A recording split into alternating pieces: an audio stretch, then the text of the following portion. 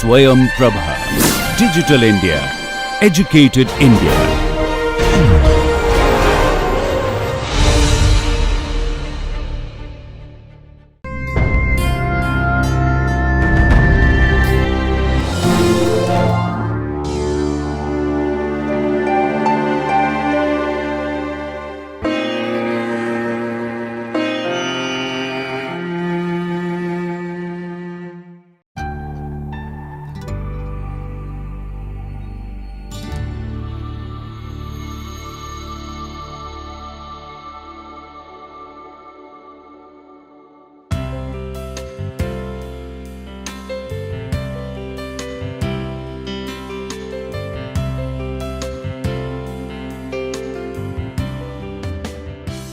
Hello everyone. Today in this lecture we will continue our discussion on Mosfet IV characteristics, and in the previous lecture, if you recall, we have seen how we can understand the IV characteristics of the Mosfet, and we discussed that there are three important regimes in Mosfet IV characteristics. One is the linear region, second is the saturation region, and third is the subthreshold region. Okay. So, and all this can also be understood from the band diagram picture of the MOSFET, which in which the MOSFET is, or MOSFET looks like a barrier control device. So, if we draw the band diagram of the MOSFET across the channel, the MOSFET looks like a barrier controlled device. And the barrier in the channel can be controlled in this way. So, the gate voltage essentially lowers the barrier or increases the barrier. The drain voltage allows electrons from the source side to cross the barrier and start a current in the system. So, that is how it looks like, and we also have seen in our previous discussions that the general form of the current can be written down in this way, where the current is a product of the charge in the channel, the charge density, charge per unit area, times the average velocity at which this charge is moving through the channel, and multiplied by the width of the channel. So, these three things essentially. Out of this, W is geometry dependent. We can change it by changing the dimension of the transistor. This Qn depends on the electrostatics. This Qn actually is governed by the electrostatics of the MOSFET, which in turn depends on the gate voltage and the drain voltage, and this velocity in long channel MOSFETs, this velocity, the velocity of any charged particle is given as this. In short channel MOSFET, this will be a ballistic velocity.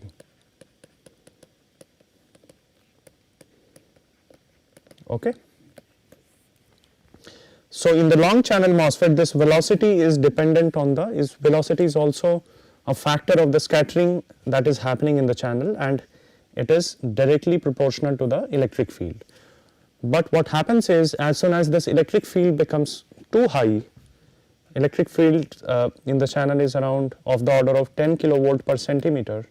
In that case, the velocity is no longer linearly dependent on the electric field, and the velocity starts saturating after this value of the, typically after this value of the electric field, and that phenomenon is known as the velocity saturation, and that is one of the contributors of saturation current in the output characteristics of the MOSFET. The second contributor is the pinch off in the channel because of the high drain voltage. Okay. In ballistic MOSFETs, however, the velocity does not saturate. Even then the current saturates, and we will try to see how, or we will try to understand how that happens later on while we discuss the transport theory in nano MOSFETs. Okay. So, this is the background or this is sort of what we have seen so far. So, let us see. So, we have gone through the output characteristics of the MOSFET. The second important IV characteristics of the MOSFET is the transfer characteristics, and we will have a qualitative understanding at the moment. Later on we will also see the quantitative treatment of IV characteristics, especially the output characteristics. Okay. So, the transfer characteristics, as we have seen in the last class, is the dependence of IDS on VGS for a fixed voltage, for a fixed VDS essentially. And this the idea of this we can take, or this the transfer characteristics in some way we can also deduce it from the output characteristics. So, so this is the barrier structure in the MOSFET and effect of drain and gate voltage on the barrier. The gate voltage is lowering the barrier, the drain voltage is creating an asymmetric barrier which is inducing or which is producing a current in the channel. This is the output characteristics that we have seen, that we have discussed, and just to sort of point it out here, this is typically the symbol of the MOSFET, the N MOSFET. Okay, we have a gate terminal. This is how we write it down in circuits: the gate, the drain, and the source. Okay, the current direction is shown from drain to source, which means electrons are flowing from the source to drain. Okay, so in the output characteristics, as you know now that there is this linear regime, there is this saturation regime, and there is this sub-threshold regime. And if we want to understand the transfer characteristics, which is essentially the IDS versus VGS, IDS as a function of VGS, IDS for a constant VDS. So, let us take the case of an arbitrary VDS. So, for an arbitrary value of VDS, for an arbitrary drain voltage, what happens is when the gate voltage is extremely small, in that case this channel in the MOSFET is not formed. So, generally this is how the MOSFET looks like. This is the source, the drain, and we have a channel here. This is the channel, and only after a certain value of the gate voltage, only after the threshold voltage, this channel or the significant charge starts appearing in the channel just below the oxide, so that the MOSFET can conduct. So, before this voltage, which is also known as threshold voltage, before the threshold voltage, the current IDS is extremely small, whatever be the drain voltage. Okay. So, if this is VTH, this current will be extremely small, whatever be the value of the VDS. It is not too much dependent on VDS at the moment. As soon as the gate voltage is above the threshold voltage, let us assume the source is grounded, we have a voltage applied on the drain terminal, we have a voltage applied on the gate terminal as well, VGS. As soon as VGS is above VT, the threshold voltage, what happens is that now the current conduction starts, and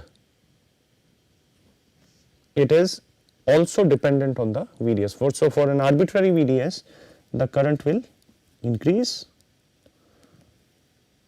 and so typically in this way. So, for small VDS it will be like this, for large VDS it will be a very an exponential kind of increase. So, this is VDS 1, this is VDS 2, and VDS 2 is greater than VDS 1. Okay. This current IDS, if we closely look here in this picture, in this barrier picture, the IDS is the current because of electrons going from the source side to the drain side. So, that depends on the height of the barrier from the source side.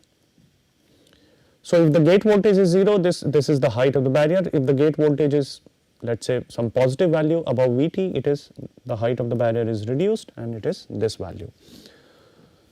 Okay. So, more the height of the barrier, less will be the probability of crossing the barrier by the electrons on the source side, and it is an exponential relationship, which I guess if you are familiar with p-n junction theory, you can also deduce it from there. So, this current from the source side or from left to right is directly proportional to the or exponential minus ESB, where SB is the barrier height from source side.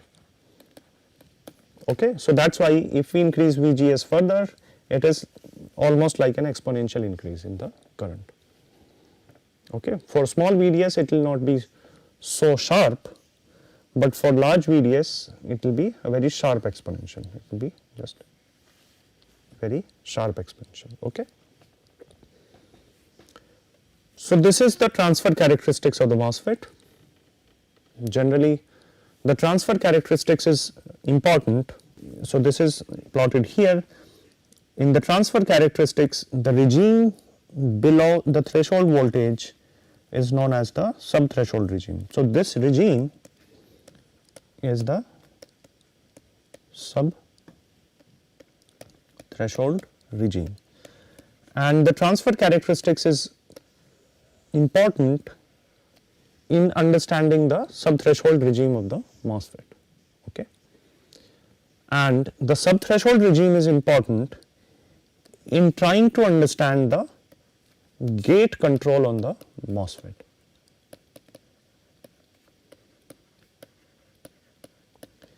What do we mean by gate control here? So, it means that how effectively the gate is able to control the channel in the MOSFET, that is broadly known as the gate control. And in the sub-threshold regime, by understanding the current relationship between the current IDS and VGS, we can see how quickly IDS increases if we increase VGS slightly, and that is the gate control. If we increase gate voltage slightly, how quickly the channel is getting formed, how quickly we are switching on the MOSFET, how quickly the current is increasing.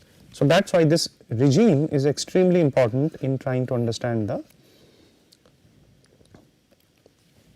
sub-threshold characteristics. And in some modern day applications, some devices are biased very close to the threshold region, threshold voltage on the gate terminal. Okay. And in particularly in those devices, this is a very important regime to understand. The sub-threshold regime is an extremely important regime to understand. Okay. So, this is about the IV characteristics, and we have taken an extremely qualitative approach in order to understand the IV characteristics of the MOSFET. The output characteristics is IDS versus VDS. It has three regimes: linear, saturation, sub-threshold. The transfer characteristics has an extremely important regime, which is the sub-threshold regime, and after the sub-threshold regime, or this sub-threshold regime tells us about the how effectively the gate is controlling the channel.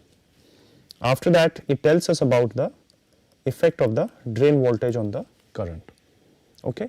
Now, let us try to see, let us try to have some quantitative understanding of how current is related to various voltages in these MOSFETs. Okay. So, there is a conventional theory of IV characteristic, conventional way of calculating the IV characteristics of the MOSFET. We will also do that quickly, but before going into that, let us quickly see how IDS is related to the various voltages that are applied in the MOSFET, how IDS is related to VDS and VGS. And in this, we will take this barrier picture. We will start with this barrier picture of the MOSFET, in which there is a barrier in the channel, and this barrier is controlled by the barrier height is controlled by the gate voltage, and this barrier symmetry, so to say, is controlled by the drain voltage. Okay? And as we know that both source and drain are they are n-type materials, so they have electrons, enough electrons there, and similarly the source and the drain will also have enough electrons in it. Okay? So both electrons on both sides will have certain probability of crossing the barrier and reach to the other side.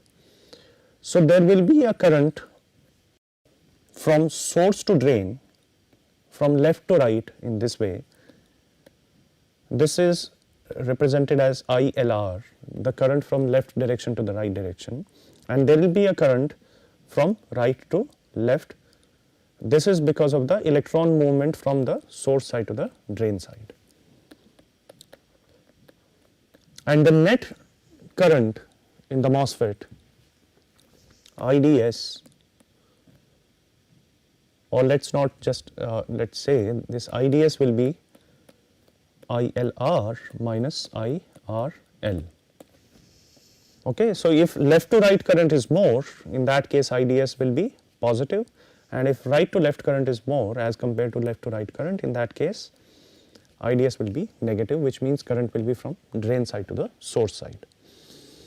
Generally in MOSFETs, just to sort of remind you about the convention, the direction from the source to the drain is taken to be the x direction, and the direction from gate to the channel is taken to be the y direction. That is typically how it is represented.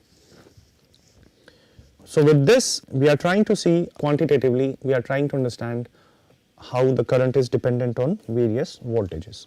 So as we know that from our basic semiconductor physics, the probability that an electron sitting on the source side will cross the barrier is directly proportional to the exponential of the height of the barrier. So if ESB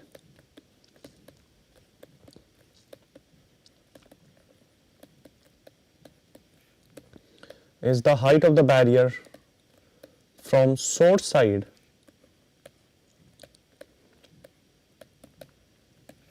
which means essentially this height, and EDB is the height of the barrier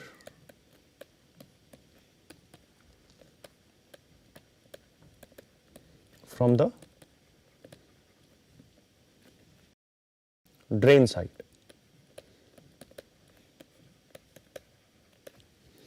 Which means it will be this height. So this will be EDB and this will be ESB. So the number of electrons crossing from left to right, and as a consequence the current from left to right, or the current because of the electrons crossing from left to right, will be directly proportional to exponential minus ESB by KT. KT is the basic, K is the Boltzmann constant, T is the temperature. Okay. So if ESB is more, it means that less number of electrons would be able to cross the barrier from left to right, and the current because of that, because of electrons from crossing from left to right, will be less. Similarly, the current due to electrons crossing the barrier from right to left, from this side to this side, will be dependent on the barrier height from the right side, which is EDB, and if this barrier is more, the current will be less, barrier is less, current will be more. Okay, so this is a very I would say this is true very heuristically as well,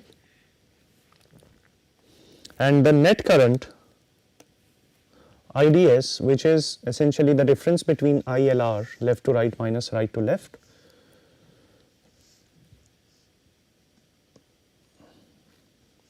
So let us see, this ILR is equal to some constant C times exponential minus ESB by KT.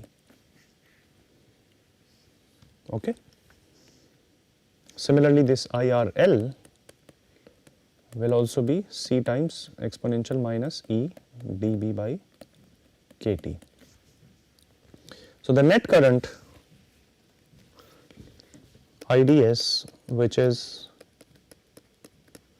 the difference between left to right minus right to left, it is equal to C times exponential minus ESB by KT minus C times minus E dB by KT. Okay. So if we take C times exponential minus ESB by KT out, it will be 1 minus exponential minus EdB minus ESB by KT. And this is ILR, which is here. And now there is an interesting thing to observe here. The barrier height from this side is this, the barrier height from this side is this. The difference between the two barrier heights is essentially the VDS voltage, because it is because of the drain voltage that the barrier on the drain side is increasing. So this barrier on the drain side is equal to barrier on the source side plus Q times VD. So this EdB minus ESB will be Q times VDS, so it will be exponential, this term will be exponential minus Q VDS by KT. Okay. So that is how we obtain IDS is equal to ILR into 1 minus exponential Q VDS by K in times T. Now the charge in the channel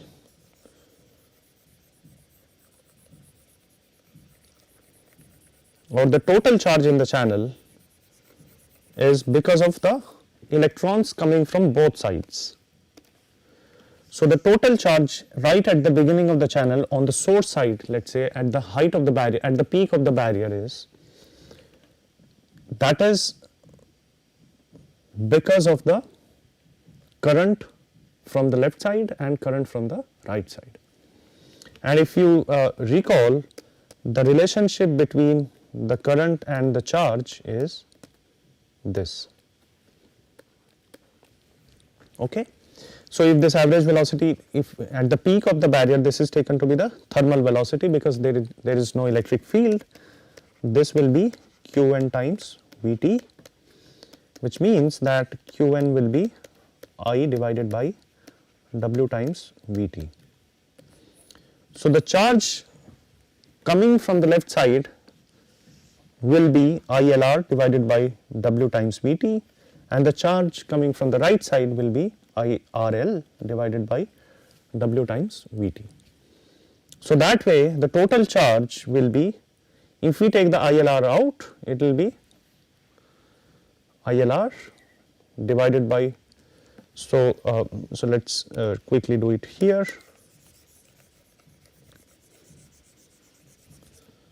So this total charge Qn at the top of the barrier is it is the charge due to the left side plus the charge due to the electrons coming from the right side.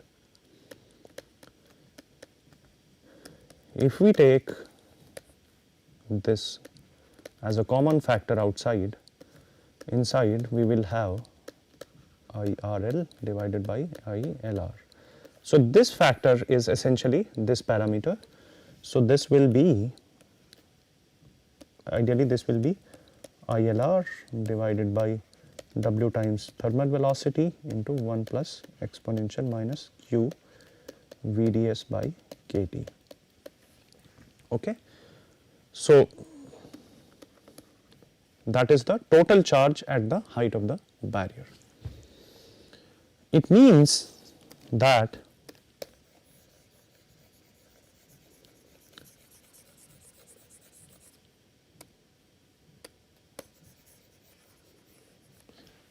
from this expression,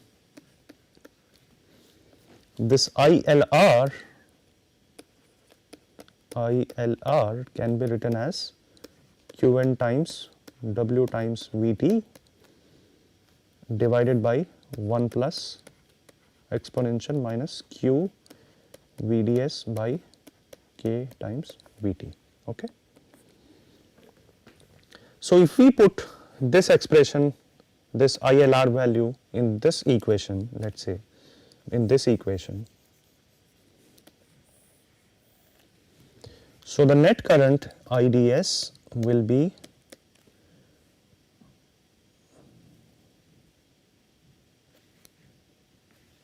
W times Qn times Vt into 1 minus exponential Q Vds by Kt divided by 1 plus exponential minus Q Vds by Kt. So this will be the net charge that will be there in the system.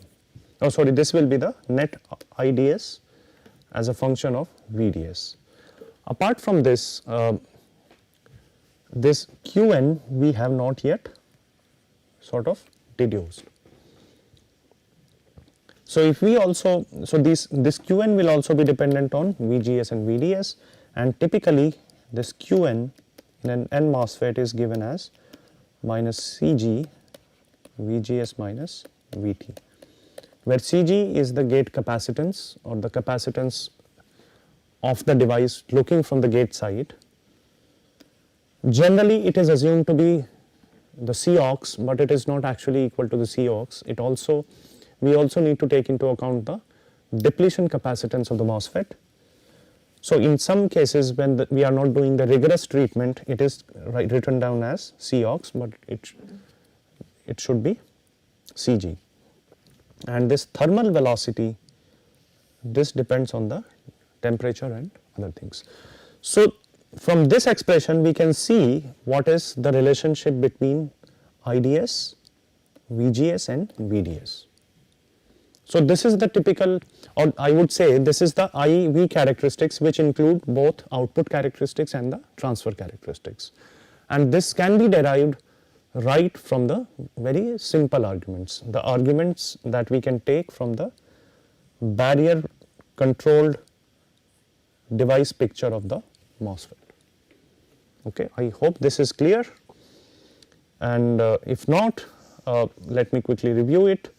The current, because of the electrons coming from the left side to the right side, is ILR, which is dependent on the barrier height from the source side. The current due to electrons coming from the right side to the left side is dependent on the EDB, which is the barrier height from the drain side. The net current is given by the difference of these two currents, where if we take ILR common, this is the factor left. Now if we look at the total charge, especially at the height of the peak of the barrier, that will be due to both electrons coming from the left side and the electrons coming from the right side.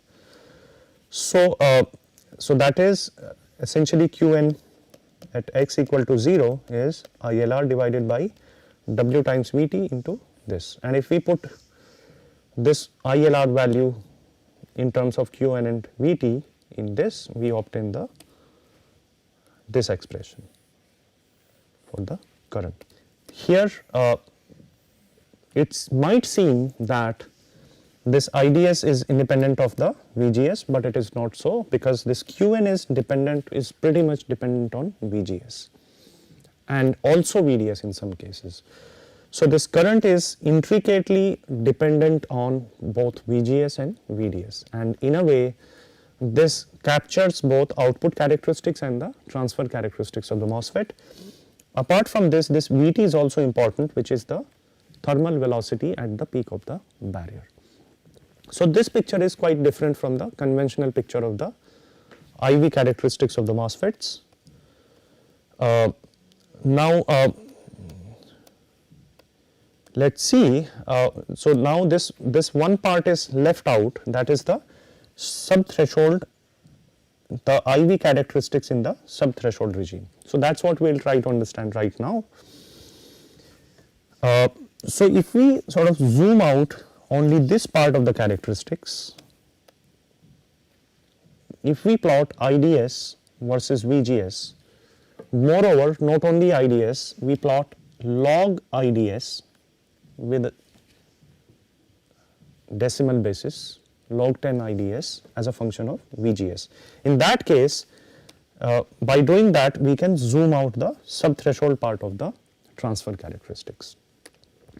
So if we do that, this is what we obtain. The characteristics, this is the VT, below VT, this is how the IV characteristics look like.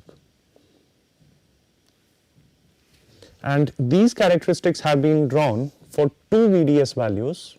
One is for VDS is equal to 0.05 volts, which means a very small VDS, very small VDS, and this is drawn for a large VDS.